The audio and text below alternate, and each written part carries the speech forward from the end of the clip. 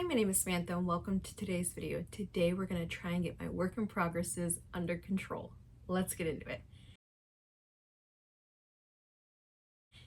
Earlier this year, I did a video where I showed you not all, but a lot of my work in progresses, and I have made good progress with them this year.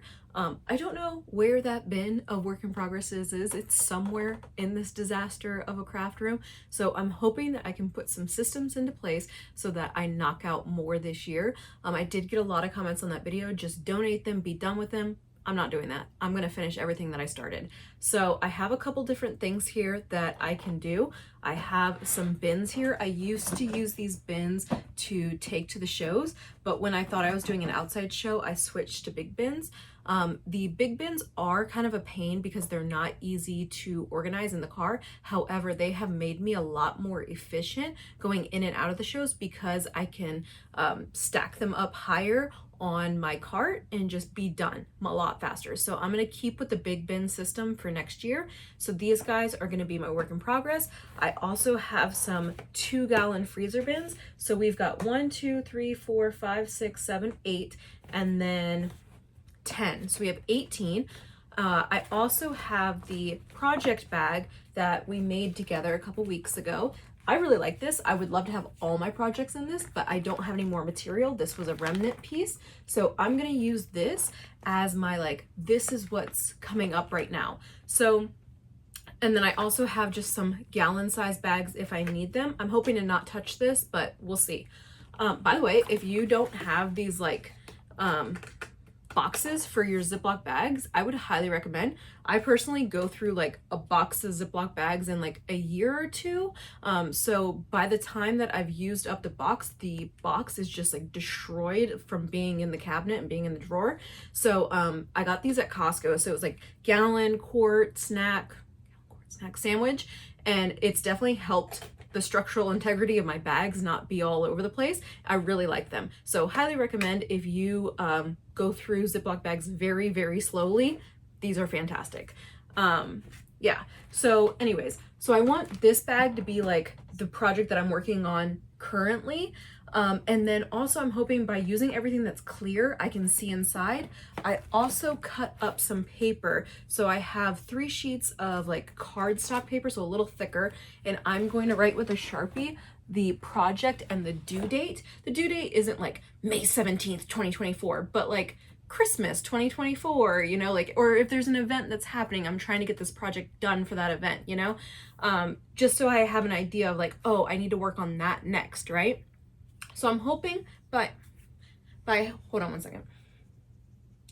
Okay, I'm hoping that by having the due dates will help me figure out systematically which order I should work on these projects. That way I can be more efficient. If you don't know, efficient is my most favorite word in the whole wide world. Efficiency and organization, love those words. Okay, so anyway, so I'm gonna use these two, and I'm hoping to make the table over there my work in progress bin. So, you know, I come into my office, I have time to work on something, I grab something and I work on it. If I don't finish it, it goes back in the box of the bin, and then I can grab it next time. So that's my ambitious goal. So let's do a time lapse of me trying to organize the chaos that is my craft room and hopefully become more efficient.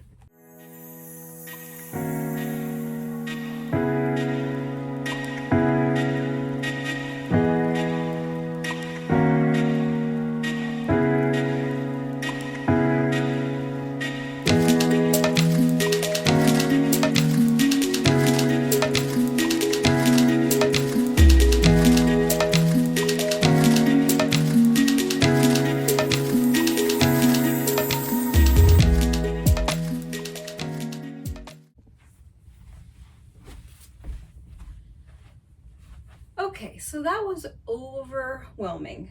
Yeah, I did not enjoy that.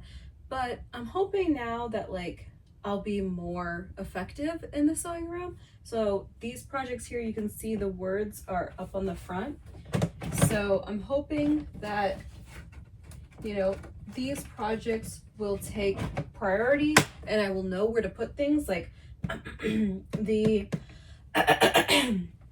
the project we did with the wine bag scraps. So now the next time I go through a batch of wine bags, I know to put the scraps in this box, right? So I'm hoping that like things like this will help me be more efficient in the craft room. And then I had a hard time because there's like some things that are too big for a container, like these tote bags. I don't want to put them in a container and get the fabric all like smashed, right? And then I have to re-iron it. So I was trying to not cause myself more work. And then like some of the bigger projects I have in this bin. And so my hope is like knock these projects out and then pull from here and then put them in there. And that will like keep me in a cycle, right? And it was like frustrating to go and see projects that I've been working on for like 4 years and I haven't finished them. So that really, really makes me angry, but I'm going to finish them. And then like this bag here is my bag of straps. If you remember, we did a whole video where I made so many straps. Like this was like 3 times as much. So I need to go through and have another strap day and make a bunch of them. So we still do have some left over. Like you can see these ones are done, but then there are some down here that is just fabric. So we need to have another strap day because I hate making straps. So having them already done definitely makes things a lot easier. So it's nice having them like easily accessible and I can just grab this and take it with me. So that's the goal. Have my upcoming project in the project bag. So I'll work on that next. Have these 4 patterns that I want to do. I've not made any clothes besides the Harry Potter robe this year, and my goal was 2 clothing items, which was not overly ambitious. So maybe I'll knock one of these out before the end of the year. I don't know. I have one of my drawers over here. The entire drawer is full of patterns that I've gotten from the thrift store. So yeah, and then like I found fabric that's never been washed, so like I need to make a pile of like all the fabric that needs to be serged and then washed so that then I can cut it up. And then over here I have all the stuff that does need to be cut up. So like these guys here could have gone in some of these bins, but I didn't want to do that because I want to put all of these into their piles. So all of these guys here need to be cut up. So these are the fabrics that I have been you know, getting over the year. Like some of these, oh my gosh, I got forever ago. Like, do you remember this chicken pattern or like this car pattern? That was so long ago. So some of these need to be ironed, but I want this to be the priority because if I don't cut it up and have it ready to go, I'm not going to make it. So cutting up this fabric, and then these were in that blue project bin. So there is a stack of 15 by 15. These were intended to be napkins, so there's 4 panels. I want to figure out how I can most efficiently cut down 15 by 15 into something else. And then these ones over here are 16 by 16. No clue what these were supposed to be. I don't remember. But yeah, so these are 2 pieces, 16 by 16. Maybe these were supposed to be pillows. I don't know. No clue. So I need to figure out how to efficiently cut these up. And also this was back when I was fine doing like trademarks. I had found these at the thrift store. So like I have Virginia Tech. So like if I were to make these into like a tissue pouch, I would just put it in my freebie bin. I wouldn't sell it. So still worth cutting up. And some of these fabrics I haven't had in ages. So it'd be nice to have them. And then these guys are intended to be placemats and coasters. So I don't know, maybe I'll make these and give them as gifts. No clue. I also came across projects that were done and were just like within the stash. So like I have like this bookmark corner, right? I don't even think I made this. I think I bought this from someone. I don't think I made this. This bow tie that I made the bow tie and then I could never figure out how to actually tie it.